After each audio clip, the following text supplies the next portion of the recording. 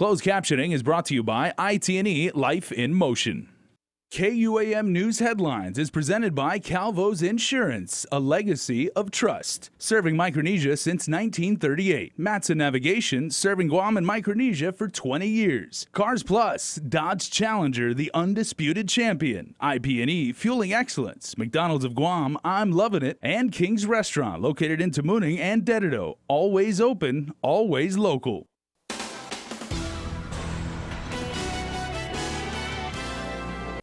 This cannot happen. It just cannot. It's our babies, our pride and joy. Ahead on primetime, these parents are outraged after what happened to their 5-year-old daughter during her first day of school.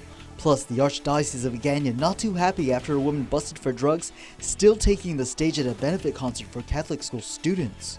And a multi-million-dollar deal signed. It's a major step taken in the planned relocation of thousands of Marines from Okinawa.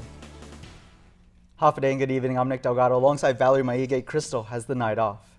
A child is apparently left behind. Her parents telling KUAM she was supposed to take the bus home after her first day of school, but there was somehow a mix-up that resulted in the young girl instead left waiting for more than an hour to get home. The situation now has the attention of leaders at Guam DOE who are working to make sure this sort of incident does not happen again.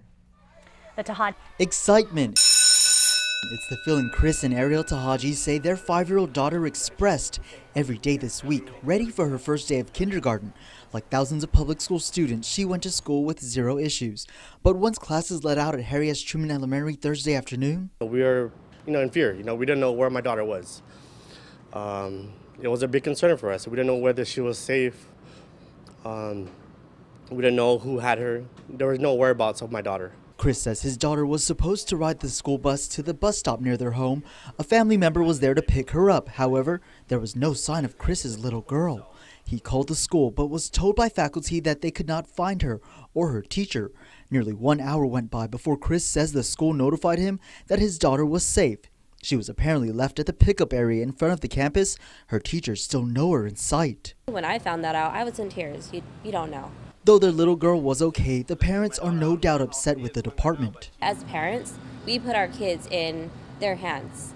They are second parents to our children, so they need to have some kind of protocol because this cannot happen. It just cannot. It's our babies, our pride and joy, and if something was to happen to them, thank God nothing did.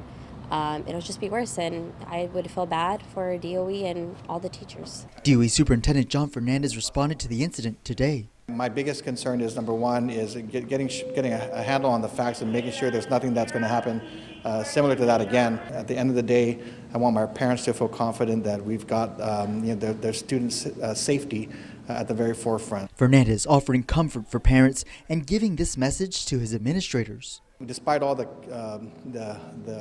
activity and the excitement and the energy of the first day, gotta make sure that our youngest kids are taken care of. Meantime, the entire incident has changed how Tahaji's daughter feels about being in school. She asked me, "Mom, why did you and Daddy take so long to pick me up yesterday?" I go, "Baby, I'm sorry. You're supposed to be on the bus." And she goes, "I don't want to go to school." She's traumatized, for a child that's small and no one there. She was actually, historically crying. She didn't even want to go to class. She didn't even want to go eat breakfast. The Tahajis met with the school principal and the teacher today to find out what went wrong. They've since had their daughter moved to a different class. Overall, the superintendent agrees they will do what they need to do in order to make sure this does not happen again. Well, a toddler was rushed to the hospital after first responders were called to a report of a possible drowning in Tumon this afternoon. GFD officials responding to the Hilton pool around 2:38 p.m. KUAM caught up with one eyewitness, Austin Kelly, who was there before medics showed up to the scene. When I came from the beach, I saw that kid laying down. My partner was with her, so I walked from the side of the pool to that girl and we started doing CPR on her. The child is said to be 3 or 4 years of age and was taken to the Guam Memorial Hospital. The child's condition is unknown at this time. The Archdiocese of Agana expressing its disappointment that a woman busted for drugs will still headline a benefit concert for Catholic school students. Sabrina Salas Matanani has the latest. She's smiling in her mugshot, but it's no laughing matter for the Archdiocese of Agana that issued a press release Friday afternoon stating it's, quote, very disappointed about recent developments involving performer Yvonne Elliman Alexander. Alexander, along with her husband Alan, were arriving on a flight from Hawaii earlier this week when a customs dog detected weed and meth in their luggage. They were arrested and appeared in court on Wednesday. Ms. Elliman Alexander, just know you are innocent until proven guilty. Elliman Alexander is scheduled to perform in Tumon at a concert to raise money for Mount Carmel Catholic School this weekend. The Archdiocese says the arrest cannot be taken lightly and met with school leaders to communicate their position clearly that it is strongly against the use of illegal drugs. Quote, such abuse is destructive not only for those who do drugs, but to those around them and society in general, end quote. MCS is unlike other Catholic schools in that it operates under the Mount Carmel Alumni and Endowment Foundation. The Archdiocese maintains that a performer who, quote, had just been arrested for possession of drugs should not participate in an event sponsored by a Catholic school. The Archdiocese regrets that the Mount Carmel Alumni Foundation, however, has decided to continue the gala event with the participation of the Grammy Award-winning singer. So how does our online community feel about the issue? According to our Twitter poll, 67% felt Elliman Alexander should not be allowed to perform, while 33% responded yes. The Alexanders faced felony possession charges and are scheduled to appear back in court in September.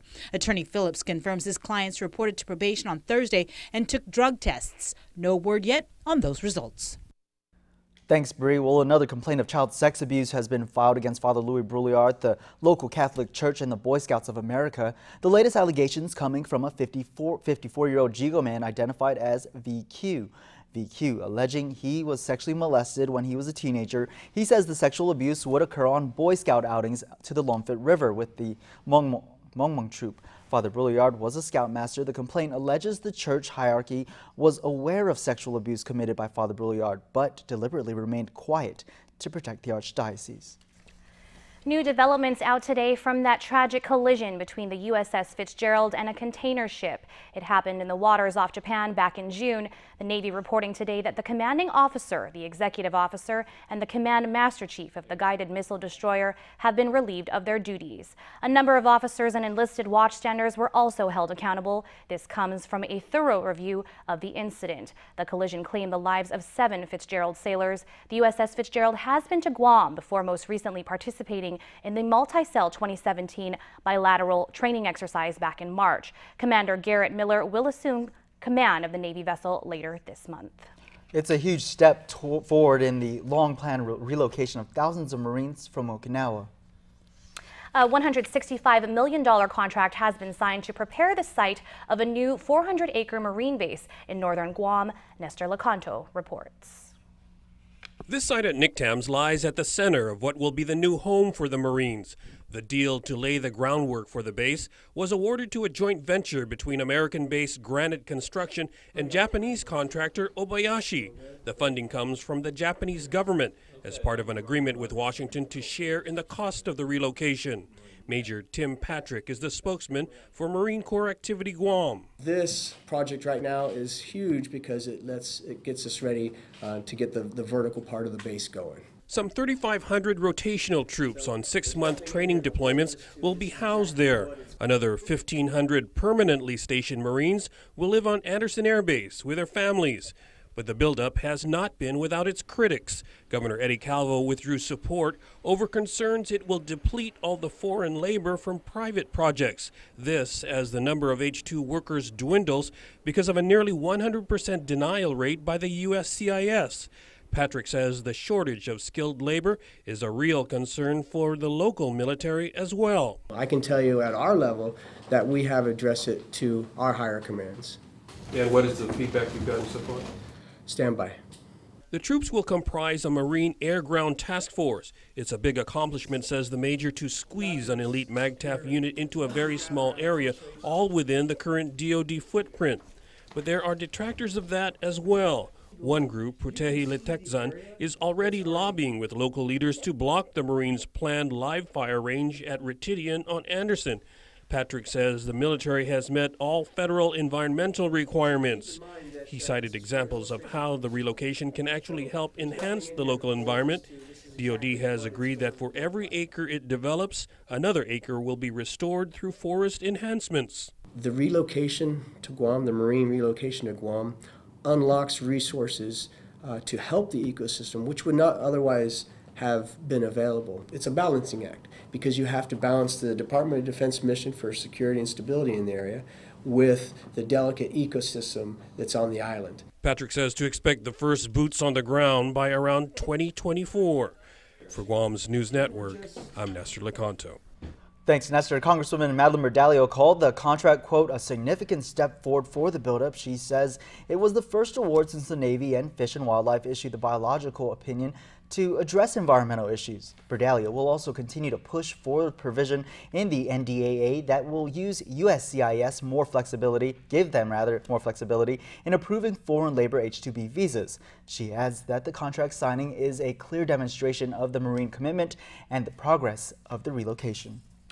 The Naval Facilities Engineering Command Pacific awarded a $30 million contract to Jacobs Government Services Company of Fort Worth, Texas for architect engineering services at various Navy, Marine Corps, and other government facilities in the Pacific, including Hawaii and Guam. The work to be performed includes design and engineering services, specification writing, cost estimating, functional analysis, and concept development, request for proposal documentation, and other related services. The contract is for 60 months with an expected completion date of August 2022. And a follow-up to the story we've been bringing all week long. The Port Authority of Guam now getting to the bottom of a fishy situation down in the Gatnipo Basin. Port officials saying they'll be enforcing existing laws, meaning only rod and reel fishing and Talaza throw net fishing will be allowed at the marina.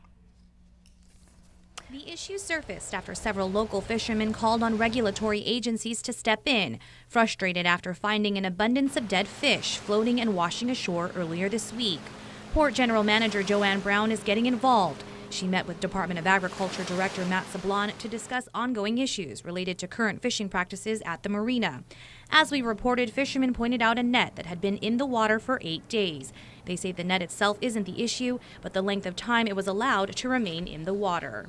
Like I said, I don't care if he drops the net anywhere, but when you start seeing dead fish around and you're still having that net down on the water, then, we need to start saying something. Today, the net appears to have been removed, though fishery biologist Brent Tibbetts explained that conservation officers had not observed the net to be in violation of the law. However, the port today states the law limits fishing practices for angling and cast net fishing, the latter commonly known as Talaza, as the only two approved fishing methods permissible within the marina proper. Now, this isn't the first time issues have come up at the marina. In 2012, the port allowed for seasonal net fishing after a conflict between angler and net fishermen. In August of 2013, the Department of Agriculture concurred with the port's designation and approved net fishing practices within the outer basin of the marina. Brown says after looking into it further, nothing was ever done to put this into law. Again, in response to the situation, port leaders say they are working with agriculture to enforce the law. Stick around for more news here on Primetime. You're watching KUAM. There are more ways to experience KUAM News than any other source on Guam. Download the KUAM News app for your Apple or Android device for 24/7 news, sports, videos, weather, streaming, KUAM radio, and important news alerts. And stay connected at home with Guam's first app for Apple TV. All available now from the App Store.